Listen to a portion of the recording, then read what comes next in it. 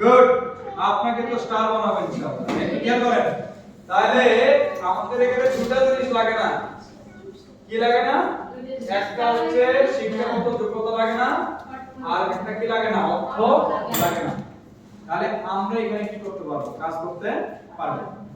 আবার এখানে কে, ওই যে বললি, ওই যে আমি একটা কথা বলি যে কার চেহারা খারাপ, কার চেহারা ভালো, কে চিকন, কে মোটা, কে লম্বা, এইটা বিষয় এখানে নয়। বাট জন্ম হোক যথাযথ, কর্ম হোক ভালো। কর্ম পরিচয়টাই কি? বড় পরিচয়। জন্ম পরিচয় বড় পরিচয়। এটা কোন, তাহলে আমাদের কি লাগবে? পাসপোর্ট সাইজের কপি, ছবি। দ্বিতীয়ত লাগবে হচ্ছে ন্যাশনাল আইডি কার্ড অথবা জন্ম নিবন্ধন কার্ডের এক কপি, কি ফটোকপি।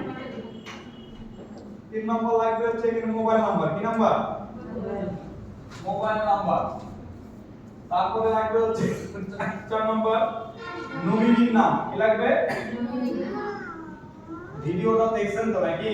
জি। এই নমিনিটা কেন লাগে এটা নিয়ে একটু কথা আছে। এখানে ভিডিও দেখছেন না আপনারা? জি। আচ্ছা, নমিনি কেন লাগে? এই কোম্পানিতে যদি আপনি কাজ করতে করতে আল্লাহ না করুন কর্ম যখন হয়েছে মৃত্যু হবে, তাই না?